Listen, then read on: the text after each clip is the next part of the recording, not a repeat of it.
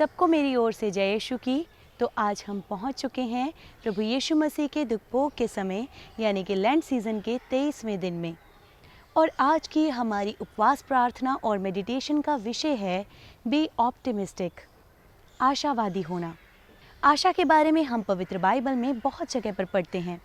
पुराने विधान में स्तोत्र ग्रंथ 71 में दाऊद नबी प्रभु से कहते हैं कि हे प्रभु, तू ही मेरी आशा और मेरा भरोसा है।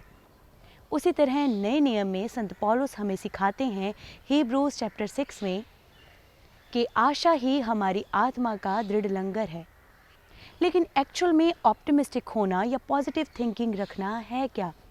इसके बारे में लोगों के अंदर एक बहुत बड़ी कन्फ्यूजन है। कुछ लोग ऐसा सोचते हैं कि पॉजिटिव थिंकिंग ये है कि जैसा मैं सोच रहा हूँ उसके अकॉर्डिंग मेरे साथ वैसा ही होगा जैसा मैंने सोचा है। और कुछ लोग ऐसा सोचते हैं कि जो कुछ मुझे लाइफ में पाना है वो मुझे मिलेगा ही मिलेगा अगर मैं उसके बारे में पॉजिटिव सोचता रहूँ, ये सोचता रहूँ कि ये मुझे मिलेगा ही मिलेगा।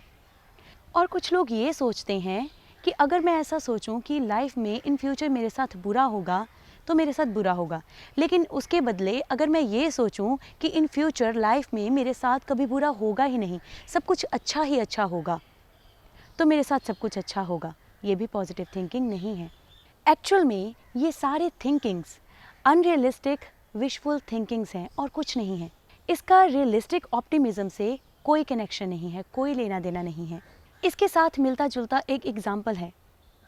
आज से 8-9 साल पहले एक न्यूज़ आई थी, आप सभी ने भी शायद पढ़ी हो क्योंकि ऐसी न्यूज़ेस इंडिया में आती रहती हैं। 12th स्टैंडर्ड का एक बच्चा था, स्टूडेंट था और बहुत ही ब्रिलियंट स्टूडेंट था। उसने सोचा कि इस बार फाइनल एग्ज़ाम्स में मैं 98% स्कोर करूँगा और उसने 98% के हिसाब से अपनी सारी प्लानिंग्स कर ली कि 98 स्कोर करने के बाद मैं ऐसा करूँगा, इस कॉलेज में एडमिशन लूँगा, ऐसा करूँगा। सारी प्लानिंग्स करने के बाद जब रिज़ल्ट आया तो उसने स्कोर किया 96 और उस बच्चे ने सुसाइड कमिट कर लिया। हमारी कंट्री में ऐसे ही और भी बहुत से केसेस हैं जिन स्टूडेंट्स ने सुसाइड तो नहीं किया लेकिन कम मार्क्स आने की वजह से डिप्रेशन में चले गए। अब ये जो फेलियर उनकी लाइफ में आया है, इसको अपनी लाइफ में वो किस हिसाब से सोचते हैं, ऑप्टिमिस्टिक रहते हैं या पेसिमिस्टिक हो जाते हैं, वो थिंकिंग एक्चुअल में हमें ऑप्टिमिस्टिक बनाती है। सपोज़ एक गेम चल रही है, लाइफ की गेम, उसे क्रिकेट से रिलेट करते हैं। एक इंसान है या हम लोग हैं, बैट हमारे हाथ में है और हम क्रिकेट खेल रहे हैं। पीछे कोई विकेट्स नहीं है, कोई विकेट कीपर नहीं है, कोई प्लेयर नहीं है और लाइफ हमारी ओर बॉल्स फेंक रही है। हम उसे खेल रहे हैं और वो बॉल मिस हो गई। उसके बाद एक और बॉल फेंकी लाइफ ने, वो भी मिस हो गई।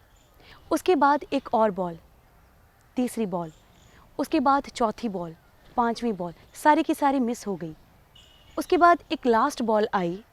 जब हमने पूरा कंसंट्रेट कर लिया कि लाइफ एक्चुअल में है क्या, तब उसके बाद छक्का। उसके बाद जो सक्सेस हमारी लाइफ में आता है वो रियली हमारी पूरी लाइफ को चेंज कर देता है। लेकिन जो बॉल्स हैं वो एक्चुअल में अपॉर्चुनिटीज़ को डिफ़ाइन करती हैं कि कितनी अपॉर्चुनिटीज़ हमने लाइफ में मिस की हैं। लेकिन मिस हो गई तो कोई बात नहीं, उसके बाद भी हमें वहाँ पे खड़े रहना है। जब तक हम मैदान में हैं हम हारे नहीं हैं, लेकिन जब हम क्विट करते हैं या हम सुसाइड कमिट करते हैं, डिप्रेशन में चले जाते हैं, वो एक्चुअल में फेलियर है। वो है पेसिमिस्टिक थिंकिंग, नेगेटिव थिंकिंग।